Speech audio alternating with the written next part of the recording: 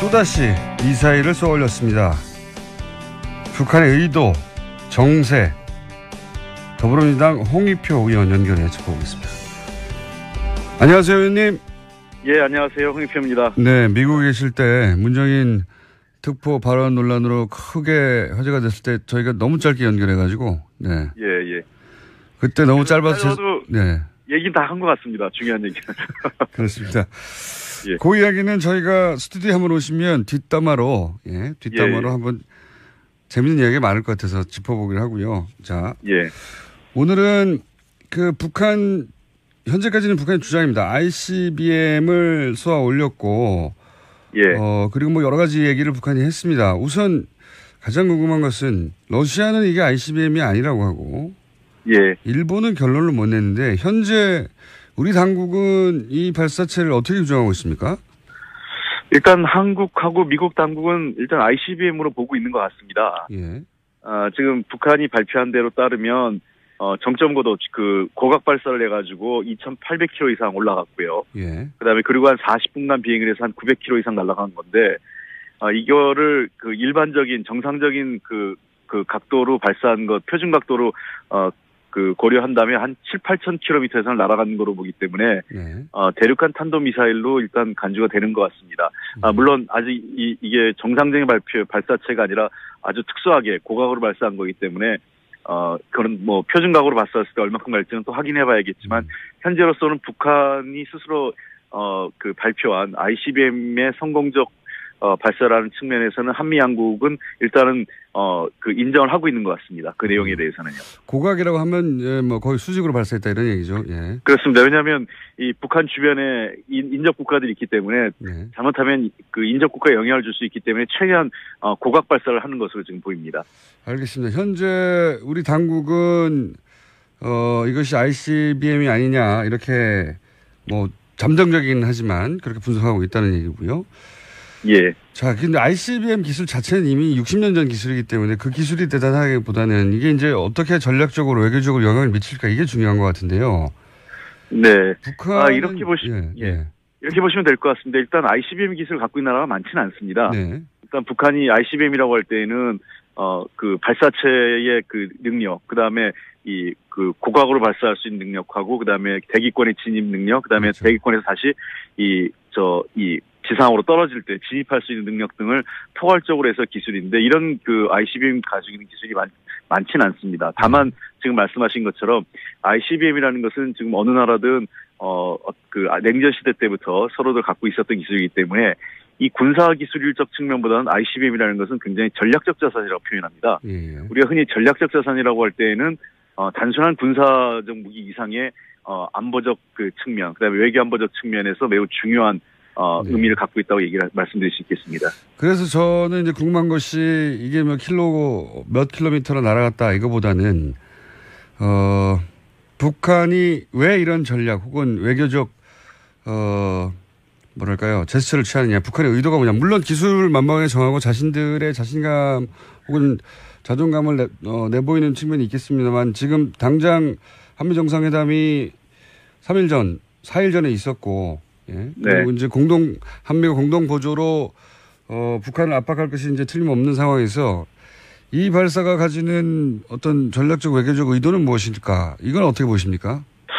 우선 김정일 시대와 김정은 시대의 전략이 좀 바뀐 것 같다 이런 생각이 듭니다. 네. 과거 이제 김정일 시대의 전략이라는 것은 핵이나 어떤 대륙간 탄도미사일 기술을 개발을 완료하지 않은 채, 물론 그 당시 북한이 아직 그런 기술 수준이 거기에 미치지 못한 측면도 있겠지만, 일단은 그런 핵이나 미사일을 개발할 가능성을 열어놓고 그 자체를 협상 전략으로 활용했다고 본다면, 김정은 시대의 외교 전략은 전략적 자산을 확보한 이후에, 그러니까 소위 핵보유국이나 또는 대륙간 탄도미사일 기술을 확보한 전략적 자산을 보유한 상태로서 한국과 미국, 특히 미국과 대화에 나서겠다. 이게 좀 차이점이 있는 것 같아요. 그러니까 과거에는 그러한 기술을 보유할 건지 말 건지가 하나의 협상 카드였다면 이제는 보유한 상태에서 서로 핵 군축 협상이라든지 아니면 양국 간의 관계 정상화 문제를 동등한 입장, 최소한의 완벽하게 북한과 미국이 동등하기는 쉽지 않겠지만 어느 정도는 균형 잡힌 입장에서 대화하겠다. 이게 김정은의 전략이 아닌가 생각됩니다. 그러니까 좀 가장 첫 번째 메시지는 지금까지 이제 대북 제재들 그런 제재로 우리를 꺾을 수는 없고 우리를 대등한 협상의 주체로 인정해야 한다. 이런 메시지가 첫 번째 아닐까 싶은데요. 저도. 네, 맞습니다. 제가 말씀드린 게 그런 의미죠. 그러니까 지금 계속 사실상 대화다운 대화가 없었죠. 북한 입장에서는. 예. 오바마 정부 내내 사실은 전략적 인내라고 했지만 전략적 인내에서 제재만 있고 대화다운 대화가 없었고 트럼프 정부에서는 최대한의 제재와 대화의 가능성을 열어놨지만 아직 대화가 제대로 이루어진 적은 없지 않습니까? 예. 그다음에 한국 정부 물론 문재인 정부가 출범한 지 얼마 안 되지만 대화와 제재를 병행하겠다고는 얘기는 하지만 대화의 어떠한 구체적인 대화의 어떤 수단이랄까 접근 방법에 대해서는 아직까지는 구체적으로 밝혀진 바는 없습니다. 그것이 주무장관인 통일부 장관이나 외교부 장관 임명이 늦어지면서 그런 면도 있었겠지만은 그러다 보니까 북한 입장에서는 대화 기존의 대북 정책 즉 미국과 한국 또는 국제사회가 해왔던 제재나 압박 정책에서 별 변화가 없는 거 아니냐. 그러한 어떤 의구심을 갖고, 이번 ICBM 개발을, 미사일 실험을 단행한 것이 아닌가 이렇게 생각됩니다. 지금 이제 한미 정상회담 결과, 직접 오바마 정부는 전략진내라고 사실상 대화도 하지 않고 특별한 액션을 전혀 취하지 않는 전략이었다면, 이번 정상회담 결과는 대북 채널을 다시 열고 대화를 시작해야 하고 그 주도권은 남한이 가지겠다. 이거를, 우리와 미국이 합의를 했다. 이런 의미가 있는 거 아니겠습니까? 예. 그런데 이제 이 미사일 발사 때문에 남한이 주도권을 잃을 것이다. 이런 분석이, 어제 언론을 통해서는 제기가 됐는데 이 대목은 어떻게 보십니까? 그거는 그렇게 한미 양국의 합의가 네. 어떤 이러한 사건을 한 가지 사건, 물론 이게 단순하거나 아주 가벼운 사건은 아닙니다만 이러한 사건을 염두에 두지 못하고 그렇게 합의했다 이렇게 보진 않습니다. 좀 더 최소한 한국에게 운전대를 맡겼고 그다음에 제재와 대화를 병행하겠다는 것에 한미 양국이 합의했을 때에는 일정 기간 그러한 정책의 기조가 지속될 가능성이 높다고 보셔야겠죠. 다만 지금 문제는 그러한 아직 대화가 재개조차 되지 않고 있는 시점인데, 북한이 장거리 로켓 미사일 실험을 함으로 인해서 도리어 대화를 할 수 있는 시기와 어떤 조건이 매우 어려워진 측면이 있다고 볼 수 있겠습니다. 그런 측면이 지금 한국 정부에게 부담이 된다 이런 지적은 가능하겠지만, 우리에게 어떤 대북 정책의 주도권이 금방 상실돼서 다시 미국이 가져간다 이렇게 얘기하는 건 너무 과도한 해석이고 한미 양국의 정상회담의 합의를 너무 가볍게 평가하는 거 아니냐 이렇게 생각됩니다. 대북 채널의 주도권을 이제 남한이 계속 가진다고 한다면 그러면 지금까지 드러난 문재인 정부의 대북 전략이라는 건 압박도 하지만 대화도 다시 시작해야 한다. 이거 아니겠습니까? 두 개를 병행해야 된다고. 예, 그렇습니다. 예. 근데 지금 이 상황에서 대화 재개를 하기 위해서 우리가 꺼낼 수 있는 카드가 뭐가 있을지 혹은 북한이 남한의 남한의 어떤 대화 제의를 받아들일지 이런 건 어떻게 전망이 됩니까? 어떻게 대화를 하자고 제안을 해야 되는 상황인지. 상당히 좀 어려워진 측면이 있죠. 원래 북한과의 대화의 축은 몇 가지로 나눠져 있습니다. 하나는 남북 간의 인도적 또는 사회문화 교류 차원에서의 남북 간의 대화가 하나 있을 수 있고요. 네. 그다음에 두 번째 채널은 북미 간에 있습니다. 북미 간의 소위 관계 정상화와 핵 미사일 문제를 포괄하는 대화 채널이 있고, 그다음에 세 번째 대화 채널은 역시 남북 간에도 가능한 얘기인데, 이거는 남북 간에 예를 들면 군사분 개선 내지는 군사분 개선의 긴장 완화하고 서해에서의 평화 문제, 이런 군사적 의제가 있을 수 있고요. 하나 더 나가서 의제가 있다면 이제 다자간 의제가 있을 수 있습니다. 육자회담 틀 안에서의 3자, 4자 내지는 육자회담을 포괄하는 이러한 형태의 대화의 틀이 있는데, 현재로서는 육자회담이 당장 가동되기가 쉽지 않고, 그다음에 북미 간의 대화가 어려운 상황에서 남북 대화가 모멘텀을 연다면 아까 말씀드린 것처럼 군사분 개선 중심으로 또는 서해상에서의 긴장 완화와 인도적 사회적 문화 교류의 차원에서의 대화가 먼저 시작될 가능성이 높겠죠. 그렇게 대화 재개를 그 가능성을 모색을 하면서 단계적으로 북한에게 그 육자회담 참여나 미국과의 어떤 전략적 자산, 소위 얘기해서 핵과 미사일 문제를 둘러싼 미국과의 대화에도 진정성을 갖고 좀 더 적극성을 갖고 나올 수 있도록 유도해가는 방안이 우리가 운전대를 쥐고 있는 상태에서 할 수 있는 어떤 그 현실 가능한 접근이 아닐까 생각을 하고 있습니다. 북핵 문제가 더 엄중해질수록 오히려 남북 대화가 필요하다. 이게 이제 문재인 정부의 기조인 것으로 알고 있는데 그러면 네네. 이럴수록 아주 구체적이고 단순하게는 판문점 채널부터 빨리 복원해야 된다. 이런 주장도 있거든요. 예, 맞습니다. 그래서 아까 제가 말씀드렸던 그 사회적 문화 경제 교류란 대화가 한 축이 있고 또 하나는 그 군사분 계선, 서해상을 포함한 군사분 계선의 긴장 완화 얘기가 있지 않습니까? 예. 지금 현재는 그런 그 군사분 계선상에 남북 간 그 대화 채널, 그러니까 최소한의 연락망마저 단절되어 있는 상태입니다. 그래서 이건 매우 불안정한 상태이기 때문에 그런 대화 채널, 그러니까 통신 수단부터 복구해서 그 물리적 충돌이라든지 또는 안정적 우발적 충돌을 예방할 수 있는 그러한 대화부터 시작을 해야 되죠. 그런 대화가 저는 그 낮은 차원에서 높은 차원으로 올라가고 또 사회문화적 교류 차원에서도 좀 더 우리 한국 정부의 입장 또는 국제사회의 어떤 여러 가지 그 우려나 또는 제안을 전달할 수 있는 인물들이 북한을 방문하는 게 매우 중요하다고 생각합니다. 지금 현재는 남북 간의 대화는 물론이고 북한의 인식을 우리가 북한이 도대체 어떤 생각을 갖고 있는지 북한이 무슨 의도를 갖고 이러한 그 도발적 행위를 하고 있는지에 대해서도 사실은 정확하게 우리가 판단을 할 수가 없어요. 그래서 과거와 같은 인적 교류는 매우 중요합니다.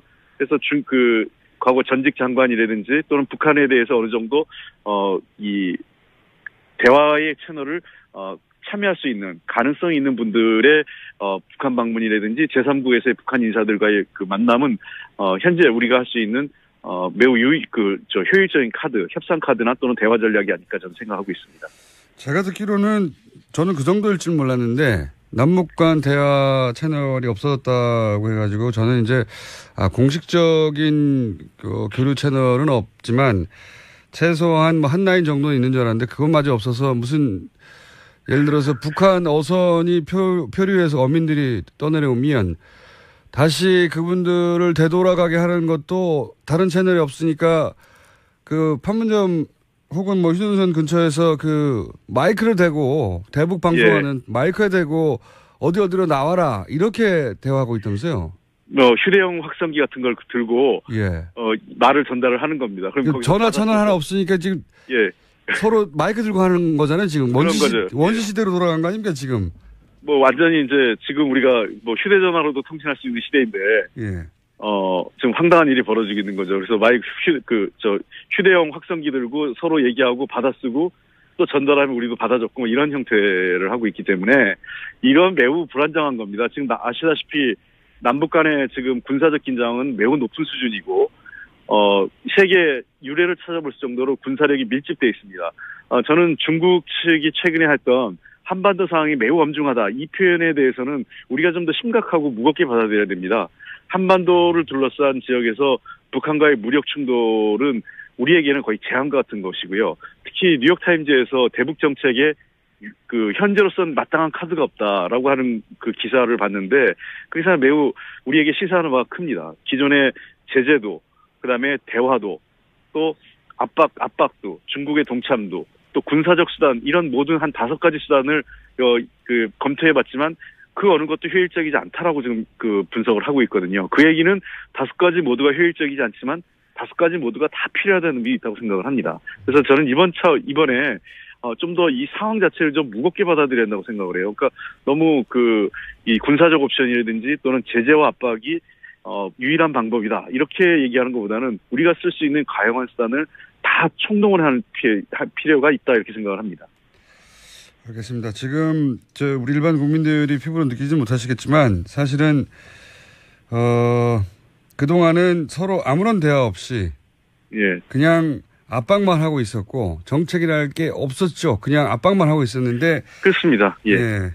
이럴 때일수록 더더욱 대화 채널이 필요하다. 한마디로 요약하면 예, 그 대화 채널도 필요하고요. 이번에 한미 정상회담에서 가장 큰 중요한 합의는 어쨌든 우리 한국 정부의 주도성에 대해서 미국으로부터 인정을 받은 거거든요. 합의해낸 거고요. 네. 그러니까 그 얘기는 과거 우리의 대북 정책이나 외교안보 정책은 그저 미국 따라가기밖에 없었죠. 네네. 미국의 막 코드를 맞추는 것. 근데 미국의 이해가 분명히 얘기하지만 한미 동맹이라는 차원에서 이해를 같이 한 측면도 있지만 초기 단계에서 워싱턴의 생각과 서울의 생각은 다를 수 있습니다. 그 다른 측면에서 우리가 일정 정도 주도성을 갖고 워싱턴을 설득해서 북한 문제를 풀어나가는데 우리의 입장, 우리의 생각을 전달하는 것은 매우 중요하고 저는 한미 동맹이 그런 차원에서 서로의 의견을 관리하고 조정하고 통합할 수 있는 현재로서는 충분한 역량을 갖고 있고 그것이 한미 정상회담에서 확인됐다고 생각합니다. 이번 북한의 ICBM 발사는 한반도 상황이나 매우 위기이지만 거꾸로 이 상황이 새로운 지금까지 그냥 너무 북한의 상황을 단순하게 또는 정책의 순위를 뒤로 밀었던 미국이 보다 정책 순위 우선순위를 끌어들이면서 높이면서 대북 문제에 대해서 훨씬 더 전략적 서구와 함께 적극성을 보인다면 의외로 저는 이 해결의 모멘텀을 만들어낼 수 있는 기회가 아닐까 생각도 합니다. 알겠습니다. ICBM이든 아니든 미국이 아니라 우리 주도로 대화 채널을 열어야 한다. 예, 여기까지 오늘은 정리하고 다음 스튜디오에 모시고 지난해 또다시 미사일을 쏘아 올렸습니다. 북한의 의도, 정세, 더불어민주당 홍익표 의원 연결해 짚어보겠습니다. 안녕하세요, 의원님. 예, 안녕하세요. 홍익표입니다. 네, 미국에 계실 때 문정인 특보 발언 논란으로 크게 화제가 됐을 때 저희가 너무 짧게 연결해가지고, 네. 예. 그때 너무 짧아서, 네. 얘기는 다 한 것 같습니다. 중요한 얘기는. 그렇습니다. 예. 그 이야기는 저희가 스튜디오에 한번 오시면 뒷담화로 한번 재밌는 이야기가 많을 것 같아서 짚어보기로 하고요. 자. 예. 오늘은 현재까지는 북한의 주장입니다. ICBM을 쏘아 올렸고, 예.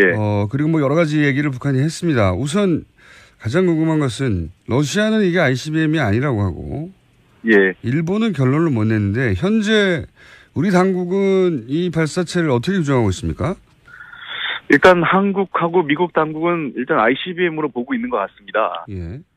지금 북한이 발표한 대로 따르면 정점고도 고각 발사를 해가지고 2,800km 이상 올라갔고요. 예. 그다음에 그리고 한 40분간 비행을 해서 한 900km 이상 날아간 건데 이거를 일반적인 정상적인 각도로 발사한 것 표준 각도로 고려한다면 한 7,8,000km 이상 날아가는 거로 보기 때문에 네.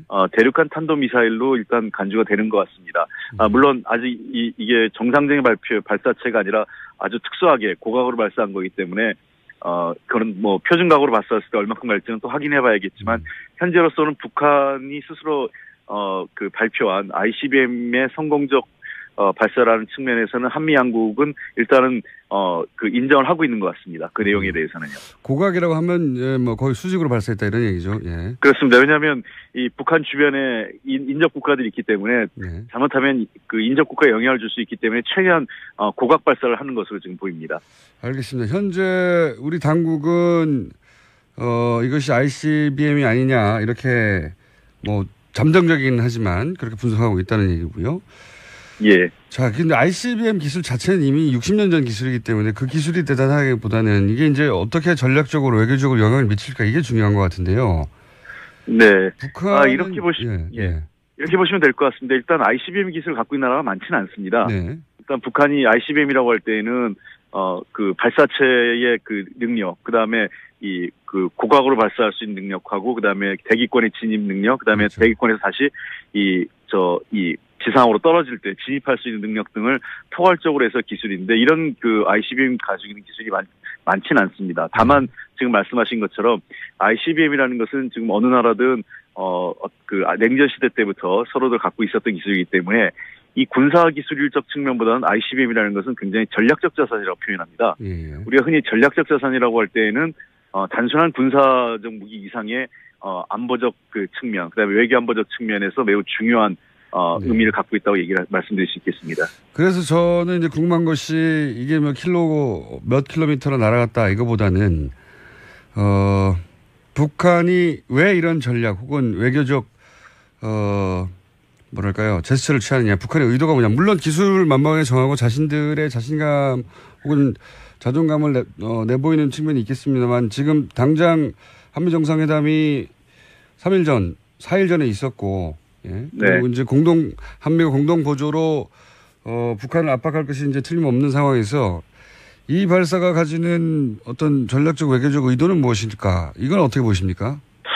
우선 김정일 시대와 김정은 시대의 그 전략이 좀 바뀐 것 같다 이런 생각이 듭니다. 네. 과거 이제 김정일 시대의 전략이라는 것은 핵이나 어떤 대륙간 탄도미사일, 미사일 기술을 그 개발을 완료하지 않은 채, 물론 그 당시 북한이 아직 그런 이 기술 수준이 거기에 미치지 못한 측면도 있겠지만, 일단은 그런 그 핵이나 미사일을 개발할 가능성을 열어놓고 그 자체를 협상 전략으로 활용했다고 본다면, 김정은 시대의 외교 전략은 전략적 자산을 확보한 이후에 그러니까 소위 핵보유국이나 또는 대륙간 탄도미사일 기술을 확보한 전략적 자산을 보유한 상태로서 한국과 미국, 특히 미국과 대화에 나서겠다. 이게 좀 차이점이 있는 것 같아요. 그러니까 과거에는 그러한 기술을 보유할 건지 말 건지가 하나의 협상 카드였다면 이제는 보유한 상태에서 서로 핵 군축 협상이라든지 아니면 양국 간의 관계 정상화 문제를 동등한 입장, 최소한의 완벽하게 북한과 미국이 동등하기는 쉽지 않겠지만 어느 정도는 균형 잡힌 입장에서 대화하겠다. 이게 김정은의 전략이 아닌가 생각됩니다. 그러니까 가장 첫 번째 메시지는 지금까지 이제 대북 제재들, 그런 제재로 우리를 꺾을 수는 없고, 우리를 대등한 협상의 주체로 인정해야 한다. 이런 메시지가 첫 번째 아닐까 싶은데요, 저도. 네, 맞습니다. 제가 말씀드린 게 그런 의미죠. 그러니까 지금 계속 사실상 대화다운 대화가 없었죠. 북한 입장에서는. 예. 오바마 정부 내내 사실은 전략적 인내라고 했지만, 전략적 인내에서 제재만 있고 대화다운 대화가 없었고, 트럼프 정부에서는 최대한의 제재와 대화의 가능성을 열어놨지만 아직 대화가 제대로 이루어진 적은 없지 않습니까? 네. 그다음에 한국 정부, 물론 문재인 정부가 출범한 지 얼마 안 되지만 대화와 제재를 병행하겠다고는 얘기는 하지만 대화의 어떠한 구체적인 대화의 어떤 수단이랄까 접근 방법에 대해서는 아직까지는 구체적으로 밝혀진 바는 없습니다. 그것이 주무장관인 통일부 장관이나 외교부 장관 임명이 늦어지면서 그런 면도 있었겠지만은 그러다 보니까 북한 입장에서는 기존의 대북 정책, 즉 미국과 한국 또는 국제사회가 해왔던 제재나 압박 정책에서 별 변화가 없는 거 아니냐.